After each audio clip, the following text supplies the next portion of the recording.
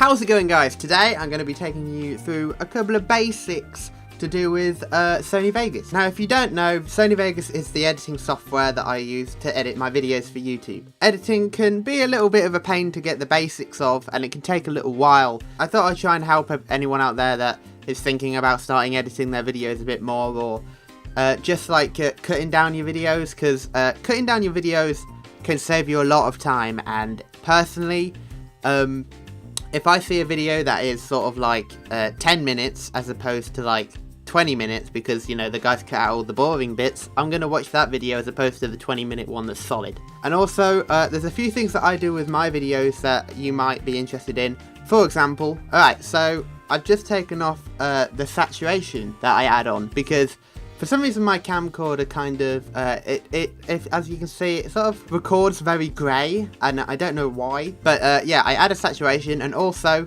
you might hear a slight mic difference now because I've taken off all the stuff that I do with my mic. I add like a few little effects to my microphone to make it sound a bit better as well. So I'm just going to take you through a few basics. Now in my Sony Vegas I have a lot of presets, and it became such a ball ache to have to re-add them all every time I started a new project. So I just made an actual project itself called New Project, and then like when I want to start something new, I just open that up and it's got all my presets already done for me, so I can just slip it in. You see I got my game there, my face cam green screen, my face cam full screen. I got it all set up. Let me take you through a completely plain one. Like I say, it's just a few basics, but I'm hoping it'll help anybody that's been thinking about editing their videos. Now first off, you have your just completely plain timeline, like there's nothing here, so you just want to import your tracks. This is easy, you just click this little thing up here, import media. Or if you wanted to actually, you could just press your little file thing at the bottom, and you can actually just drag them in. I can drag in all these files, and just highlight them all, drag them all in. Bam, sorted. So you drag your clips in, I'm just going to drag in one for now. And then you want to click yes to that most of the time. If you have a game, you should probably drag that in first and then click yes to this, because it'll like calibrate like the project settings to what your media is. Okay, this is so important. It's like the most important thing in the world, and I struggle to watch videos that don't do this. For the love of God, okay? Right click this, go down to switches and disable resample. It looks terrible with resample on. It looks so bad. Now this can be a bit tricky sometimes because every media you drag into Sony Vegas automatically has resample on. So let's say I did it for this one, but I don't know if I did it for any of the others. Easy enough, just go down to this tool here, this selection edit tool. And just highlight all of them and right click and then just do your, go down switches and disable resample. Now they're all disabled resample, so it's good. Now the first thing, the most important thing, is obviously syncing up your gameplay. If you have a game, or if you just have like different mic, for example my face cam camera has a microphone in it but it's a bit crap, so I use my microphone from here, but obviously I need to sync the two. So let's drag in our gameplay. Pretty long gaming clip. Now the way I record is, you might see it came with 3 different tracks. This is because this is a collab video. So this one at the top here is my mic, this second one here is my friend's voice, and this third one here is the game audio. And if you want to know how to do that, I've got a video on that already. So first things first, I record my microphone with the gameplay.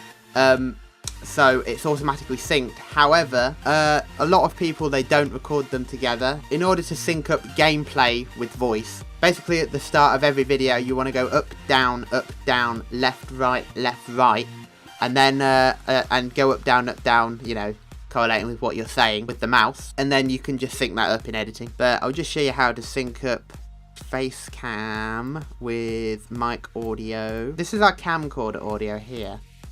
I can actually name that camcorder. This is our mic audio. Mic. So now we know which track's which. So basically you just want to get your basic gist. So you see that aligns pretty well right there. That's obviously where we need to be. I always do claps at the start of my videos, and this is why. So you see how it goes in between frames, which is kind of annoying. Basically that's because it's attached to this video file, and obviously video files only go, they don't go between frames, they go to each frame. So you just want to press your U, so press U, and it'll unbind it, so then that way you can move it by itself.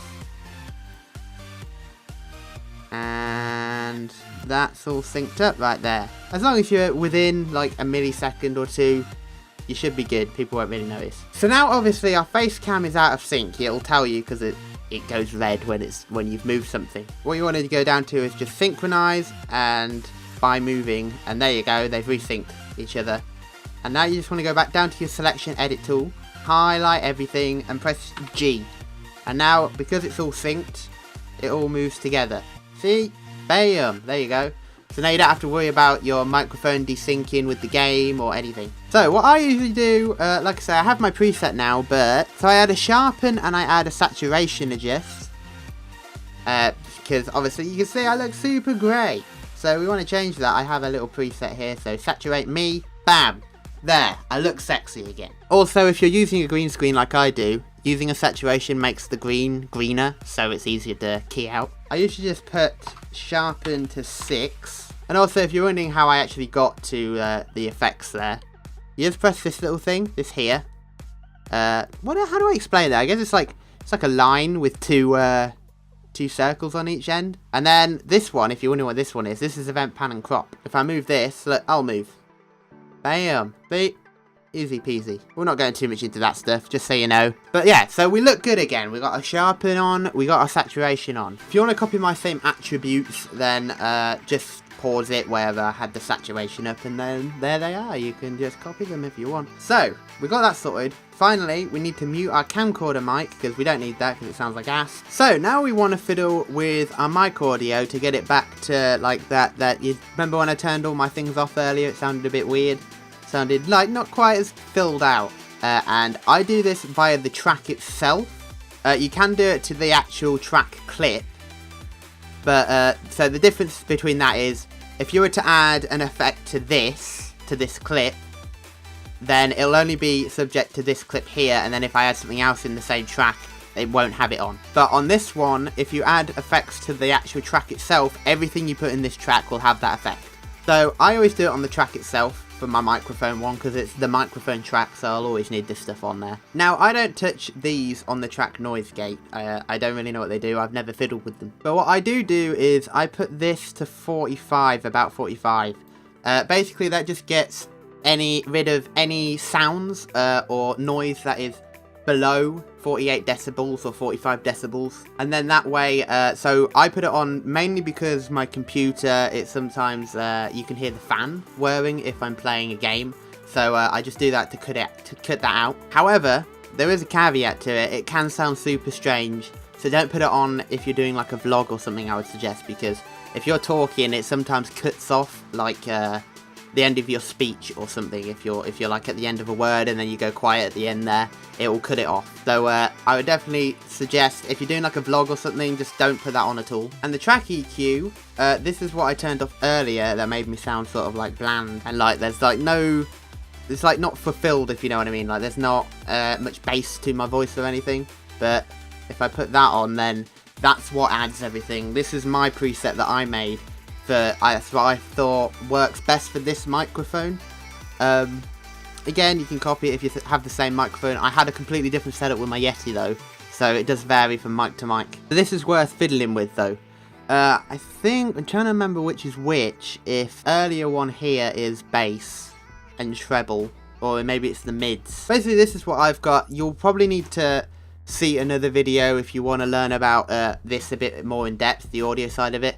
There's a lot to audio, and I know a little bit, but like I usually just learn what I need to know, and then like I do what I need to do, and then I forget about it, which is what has happened here. So basically that's what I use for that. Just do some testing and see what you like. So now we've got all the pre-edit bits done. You see, this is why I made a project that's like a whole preset with all this stuff already done, because it is a complete ball ache to get it all set up. Because another thing I need to do is I need to make another track, and this one will be my green screen track, because obviously you'll need to see the game under it. And now if I move my face cam down to this track, after I've changed the little track thing there, it will not do what I want it to do, because I screwed that up completely.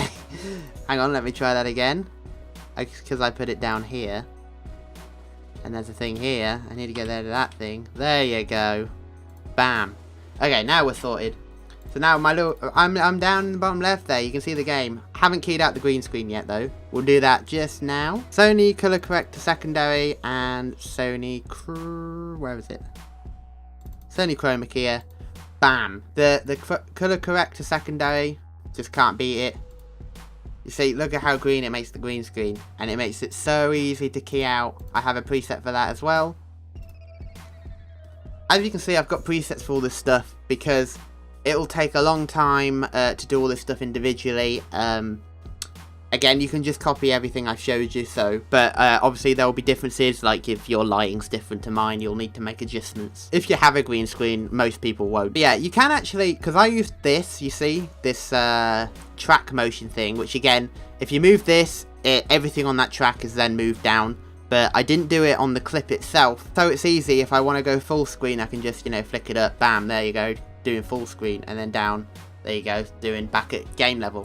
So here are the two important things about editing, and it's taken us a little while to get here. I've had to show you all the requisites of like what you have to do before editing, which you see there's a lot to do there. But the main two tools you'll need for editing, just cutting down videos, you know, doing basic cut downs and stuff, is you're gonna need this little ripple thing down here. So bam, press that on, and you're just gonna need your normal edit tool here. Just keep that on. If they're blue, they're on. So if you left click and hold, and then drag, and press your delete button, with ripple on, you see, the track snaps to where it was before. So if I did it in the middle, for example, press delete, you see, it deleted that whole chunk I highlighted, and then it snapped to the middle there, like back to where it was. If I undo what I just did, and then take off the ripple, and pressed it, you see, it would just leave a gap, and then you'd have to manually drag it back. So it's just, that is what you use all the time when you edit. Go around, you see nothing happens here, there's no talking, not much at all, like not really enough to do anything with, and then it's like, all of a sudden, you see there's a bit more talking over here, so you put your ripple on, you delete, and there you go, there you continue again. Once that conversation's over, you see it goes flat again, nothing's happening. And you see if there you go, there's a lot popping off here. So you press your delete button, bam, there you go, right back at it.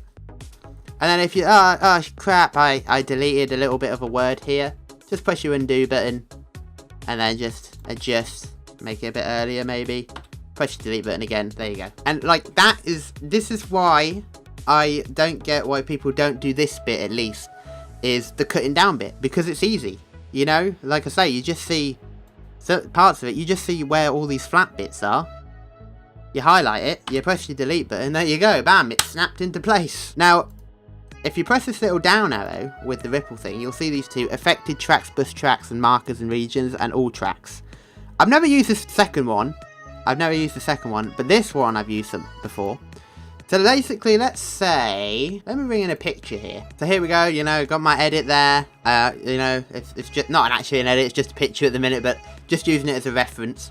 So you see this, I want this to correlate with whatever's going on down here at the bottom here. But if you notice, with this just set to the standard affected tracks, it'll, when I highlight all this and I press the delete button, you see it won't move with it. So now all of a sudden I have to resync the edit again, and it's just a big pain in the ass. It's happened to me before. So what you want to do, just click undo with that. That's where you want to press your drop down menu and press all tracks. Because then when you highlight and press delete, it will move with it. It's really handy. And again, if you just don't want to do anything, you just want it off completely, it just will leave a big gap there. Also, something I forgot to completely tell you. Something quite important, actually, very important. If you just put your little highlight there, like wherever you put your marker, if you just press S, then it will split everything down there. Let's say you want to insert like a funny clip here because something funny happened, but you don't want to delete anything, then you just want to press S, and then it like just makes a seamless split. You can insert what you want, and then you can just drag that back to where it needs to be. Easy. Finally, my render settings, because I have only just learned how to do this properly. Like, not properly, but up until a few days ago, I always rendered my videos at like 50 megabytes per second, like ridiculous. That's like 4K sort of standard. This is my custom template that I use these days. 12 to 14 megabytes, 60 frames per second, easy stuff, audio 48,320. Having the bitrate at a lower thing, it just helps a lot. It like makes your render times a lot shorter, so don't go at completely overboard on your bytes per second like I used to. And that's basically that. I hope this has helped a little bit. I mean, editing can take a while to get your head around. I know it took me a long time, but hopefully something in here has helped. I hope I've not jumbled it up too much. It can be hard when you know about it, going back to basics. Like, I just click on things and I'm like, oh, well, I don't really think about saying, well, this is where this is, because I just know where it is. But thanks for watching the video, guys. Hope I've helped. If you enjoy my content on a regular basis, and please bitch slap the subscribe button. If you want to contact me on Facebook or Twitter, then the links are in the description. And I'll see you in the next one. Bye!